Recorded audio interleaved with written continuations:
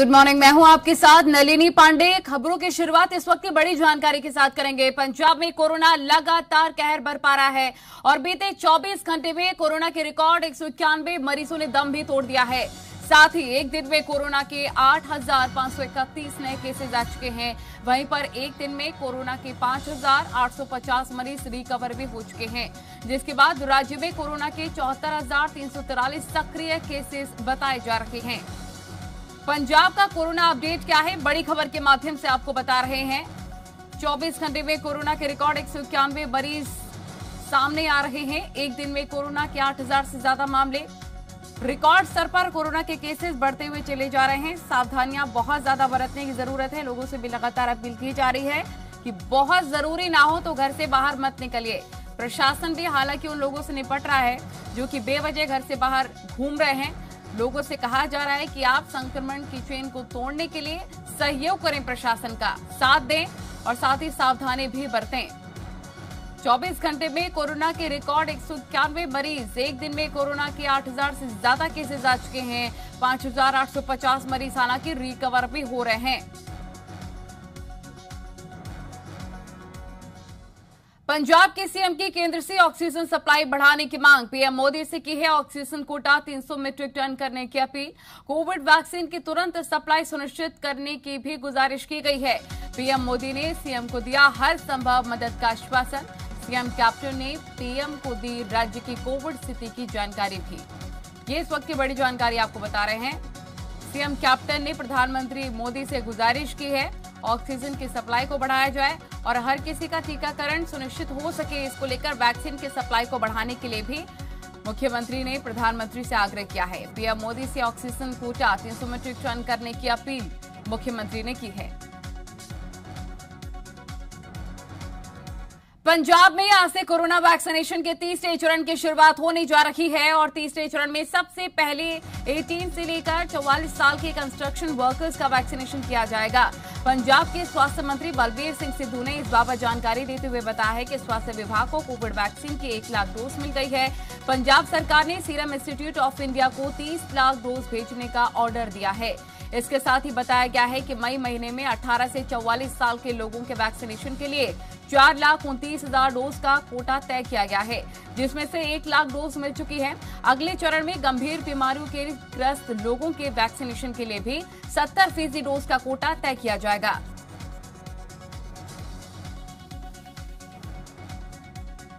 बड़ी खबर आपको बता रहे हैं, आज से 18+ लोगों का वैक्सीनेशन शुरू हो जाएगा।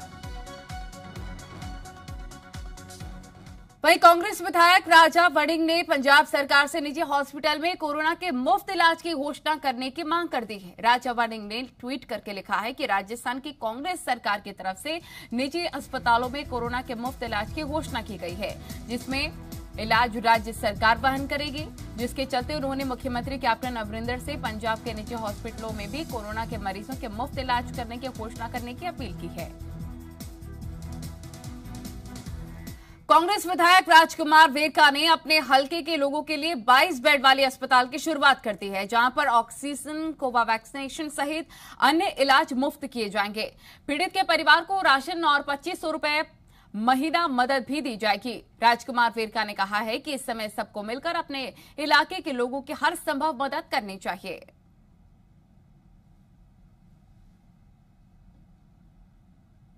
ਅਸੀਂ ਲੋਕਾਂ ਦੀ ਮਦਦ ਵਾਸਤੇ, ਲੋਕਾਂ ਨੂੰ ਸਾਂਭਣ ਵਾਸਤੇ ਅੱਜ ਇੱਕ ਹਸਪੀਟਲ ਦੀ ਸ਼ੁਰੂਆਤ ਕੀਤੀ ਹੈ।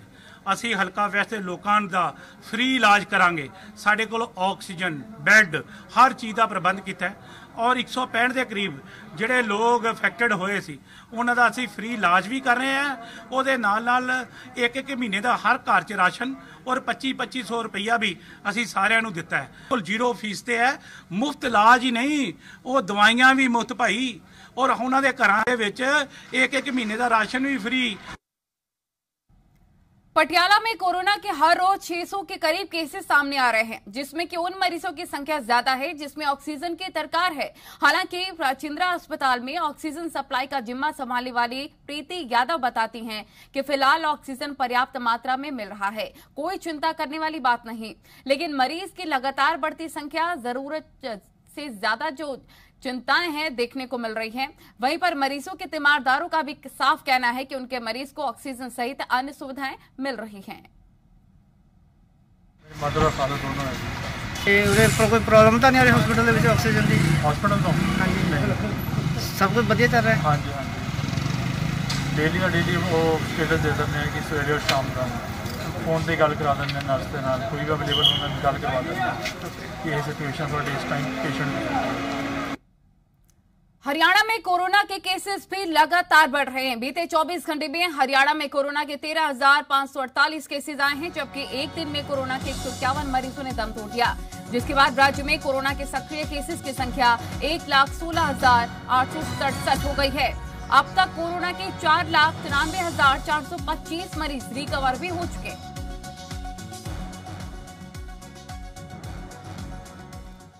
हरियाणा सरकार ने एक सप्ताह के लिए लॉकडाउन बढ़ा दिया है। हरियाणा में अब 17 मई तक लॉकडाउन रहेगा। शादी समारोह और अंतिम संस्कार में केवल 11 लोगों के इकट्ठा होने की मंजूरी है।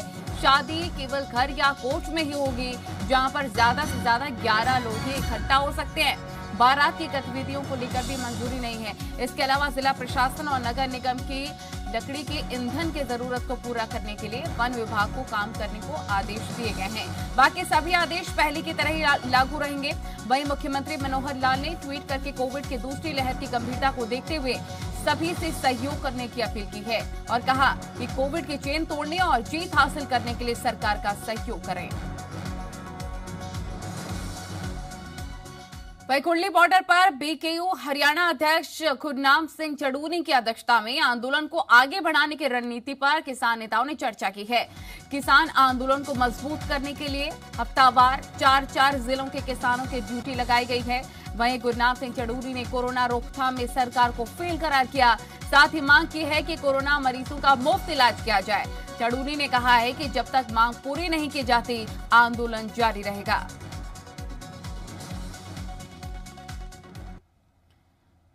तमाम महत्वपूर्ण बातें उन्होंने कही है। गुरनाम सिंह चड़ूनी के नेतृत्व में ये मीटिंग और आंदोलन मजबूत करने की साफ तौर पर चेतावनी दी गई है। जो कोविड पे सरकार के इंतजाम फेल हैं, सरकार कुछ उस पे नहीं कर रही है, उस पे रोष प्रकट किया गया है और सरकार से सभी कोविड के मरीजों का फ्री इलाज करने की मांग की है। और जब तक हमारा आंदोलन जो है वो चलेगा, जब तक सरकार हमारी बातों को मान नहीं जाती। ये फैसले आज की मीटिंग में लिए गए हैं और संगठन को और मजबूत करने की प्लानिंग की गई है। वहीं हरियाणा के पूर्व सीएम भूपेंद्र सिंह हुड्डा ने सोशल मीडिया के जरिए मनोहर सरकार पर जमकर निशाना साध दिया है। भूपेंद्र सिंह हुड्डा ने ट्वीट किया है कि महामारी में जान जोखिम में डालकर जीवन बचाने वाले कोरोना योद्धाओं को नौकरी से निकालने, कच्चे कर्मचारियों को वेतन न देने की खबरें दुर्भाग्यपूर्ण हैं। गांवों के बाद स्वास्थ्य केंद्रों को शुरू करने, संसाधन मुहैया कराने, रिक्त पद भरने और कर्मचारियों को प्रोत्साहन करने की और ज्यादा जरूरत है। कुरुक्षेत्र के पिहोवा में रणदीप सुरजेवाला ने ऑक्सीजन की कमी को लेकर सरकार पर निशाना साध दिया है। सुरजेवाला ने सवाल किया है कि हरियाणा के अपने ऑक्सीजन प्लांट की ऑक्सीजन कहां गई। सुरजेवाला ने पानीपत और भिवानी के ऑक्सीजन प्लांट गिनाते हुए सवाल किए हैं।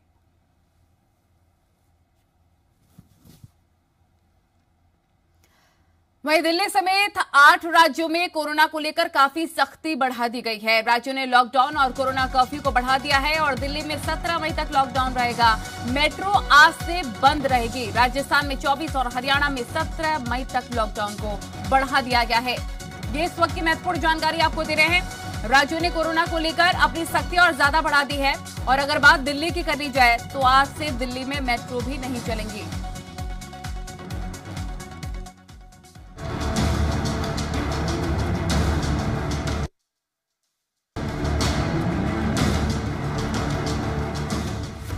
देश में कोरोना संकट की दूसरी लहर को रोकने के लिए कोशिशें जारी हैं, लेकिन हालात गंभीर बने हुए हैं। कोरोना से जुड़ी नई पाबंदियां लागू हो गई हैं। कुछ राज्यों में नई पाबंदियां लागू हुई तो कुछ राज्यों ने पुरानी पाबंदियों को ही बढ़ा दिया है। सबसे पहले बात करते हैं दिल्ली की।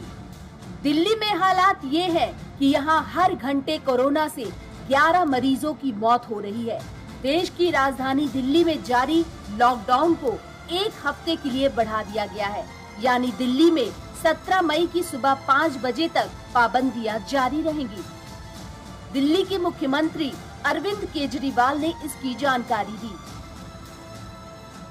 कोरोना के केस कम तो हुए हैं, लेकिन अभी भी बहुत हैं। 23% अभी भी संक्रमण दर है। अभी ढिलाई नहीं दी जा सकती, अभी समय नहीं आया है ढिलाई देने का। तो सबका ये मानना है कि अभी लॉकडाउन को और एक्सटेंड करने की ज़रूरत है। अभी और इस कड़ाई को अभी थोड़े दिन और बरकरार रखने की ज़रूरत है, नहीं तो अभी जो हमने हासिल किया वो भी ख़त्म हो जाएगा। मजबूरीवश अभी 1 हफ्ते का लॉकडाउन और बढ़ाया जा रहा है। कल सुबह 5 बजे ये लॉकडाउन ख़त्म होना था, लेकिन अब ये अगले सोमवार को 5 बजे तक के सुबह 5 बजे तक के लिए बढ़ाया जा रहा है। खास बात ये है कि आज से दिल्ली मेट्रो सेवा भी बंद कर दी गई है। दिल्ली में जारी लॉकडाउन के दौरान सार्वजनिक स्थानों पर शादी समारोह पर प्रतिबंध रहेगा। घर या कोर्ट में शादी की इजाजत होगी, लेकिन इस दौरान 20 से ज्यादा लोग मौजूद नहीं रहेंगे। यूपी में कोरोना संक्रमण पर काबू पाने के लिए 30 अप्रैल से लागू किए गए कर्फ्यू को 17 मई तक बढ़ा दिया गया है। लखनऊ मेट्रो सेवा 16 मई तक बंद रहेगी। आज से यूपी के अलीगढ़, आगरा, गाजियाबाद, झांसी, मुरादाबाद, सहारनपुर, फिरोजाबाद, मथुरा, अयोध्या, शाहजहांपुर और गौतम बुद्ध नगर जिले में टीकाकरण शुरू हो रहा है। उत्तराखंड में 18 से 44 आयु वर्ग के लोगों का आज से वैक्सीनेशन शुरू हो रहा है। राज्य में बढ़ते कोरोना संक्रमण को देखते हुए सरकार ने कोरोना कर्फ्यू 18 मई तक बढ़ा दिया है।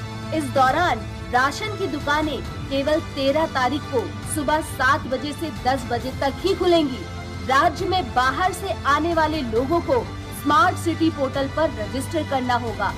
RT-PCR की नेगेटिव रिपोर्ट भी दिखानी होगी।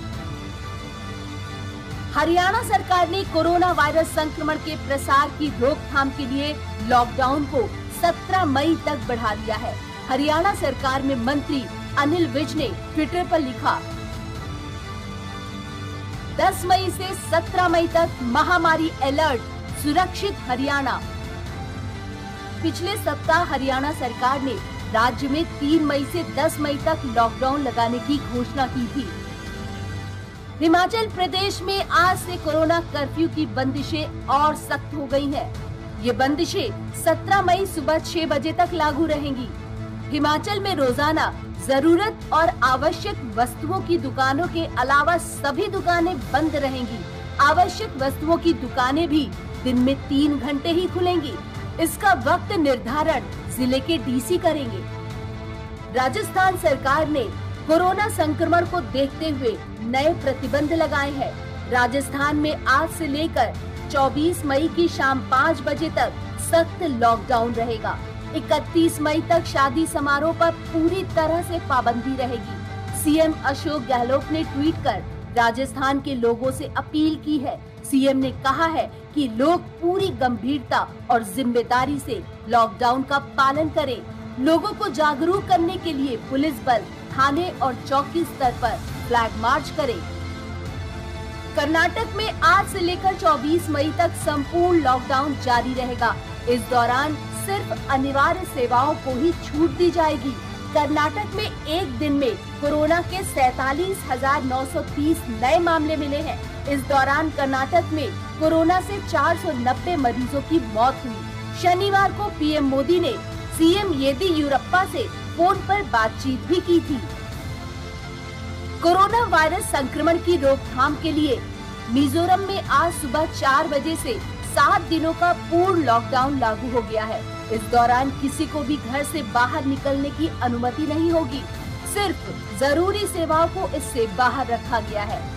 जिन राज्यों में कोरोना के मामले बढ़ रहे हैं, वहां पर पाबंदियों को सख्त किया जा रहा है। कोशिश ये है कि देश में संपूर्ण लॉकडाउन की स्थिति को रोका जाए, लेकिन इस कोशिश में लोगों का सहयोग बेहद जरूरी है। ब्यूरो रिपोर्ट, जी मीडिया। सुप्रीम कोर्ट में ऑक्सीजन के मुद्दे पर सुनवाई होगी। किसान आंदोलन को खत्म कराने वाली याचिका पर भी सुप्रीम कोर्ट में आज अहम सुनवाई होने वाली है। ये इस वक्त की बड़ी जानकारी आपको दे रहे हैं। 2 अहम मामलों पर सुप्रीम कोर्ट में आज महत्वपूर्ण सुनवाई होगी। सुप्रीम कोर्ट में आज ऑक्सीजन के मुद्दे पर भी एक बड़ी सुनवाई, किसान आंदोलन को खत्म कराने वाली याचिका पर भी आज ही सुनवाई होने वाली है।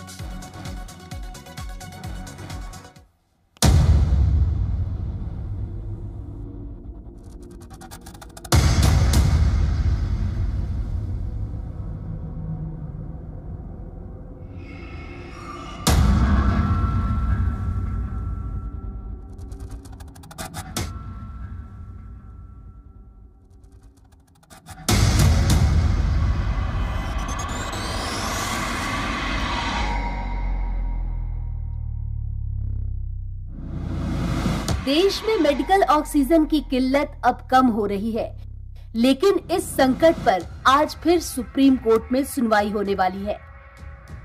पिछली सुनवाई में सुप्रीम कोर्ट ने मुंबई की कोरोना से लड़ाई की तारीफ की और दिल्ली को मुंबई मॉडल से सीख लेने की सलाह दी। ऐसा तब हुआ जब ऑक्सी वॉर में दिल्ली पूरी तरह से फेल हो रही थी और मुंबई में लोगों तक ऑक्सीजन पहुंच रही थी। कोरोना की दूसरी लहर पहली लहर से ज्यादा घातक है और दिल्ली में लगातार ऑक्सीजन की किल्लत से लोग परेशान हैं।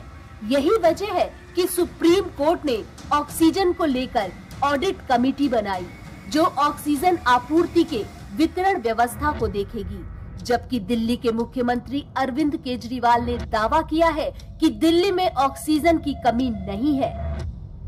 पिछले कुछ दिनों में केंद्र सरकार के साथ मिलके और हाई कोर्ट और सुप्रीम कोर्ट के आदेशों से, केंद्र सरकार के सहयोग से अब ऑक्सीजन की स्थिति दिल्ली के अंदर काफी सुधरी है पिछले कुछ दिनों में। सुप्रीम कोर्ट में आज कोरोना की वजह से किसान आंदोलन को खत्म कराने वाली याचिका पर भी सुनवाई होगी। दिल्ली के बॉर्डर पर कई महीनों से किसान धरने पर बैठे हैं, जिसमें कई किसानों की मौत कोरोना से हो चुकी है। फिर भी किसान अपनी मांगों को लेकर अड़े हैं। ऐसे में कोरोना की दूसरी लहर में किसान आंदोलन को खत्म करने की मांग जोर पकड़ने लगी है। वहीं दिल्ली के उप मुख्यमंत्री मनीष सिसोदिया ने वैक्सीन की कमी को लेकर केंद्र सरकार के रवैये पर सवाल उठाए हैं। मनीष सिसोदिया ने कहा, केंद्र सरकार ने इमेज मैनेजमेंट के लिए अपनों को मरने के लिए छोड़ दिया और 2 महीने में 93 देशों को 6.5 करोड़ वैक्सीन निर्यात किया गया। भारत में बनी हुई, भारत के वैज्ञानिकों की खोजी हुई वैक्सीन हमने 93 देशों में बेच दी।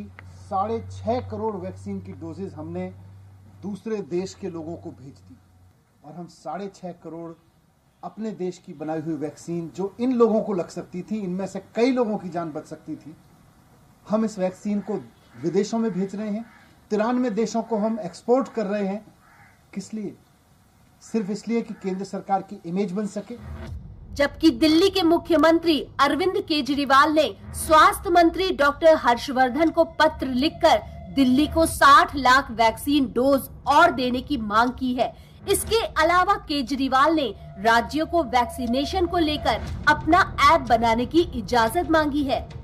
देश में ऑक्सीजन की आपूर्ति तेजी से बढ़ी है, लेकिन चुनौती है कोरोना के गंभीर मरीजों को बचाने की। ऐसे में देश की सबसे बड़ी अदालत की चिंता लाजमी है। ब्यूरो रिपोर्ट, जी मीडिया।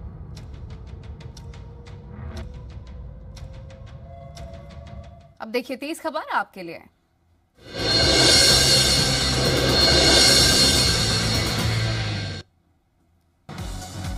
आज से दिल्ली, हरियाणा, हिमाचल समेत 8 राज्यों में लॉकडाउन और कोरोना कर्फ्यू को बढ़ाया गया।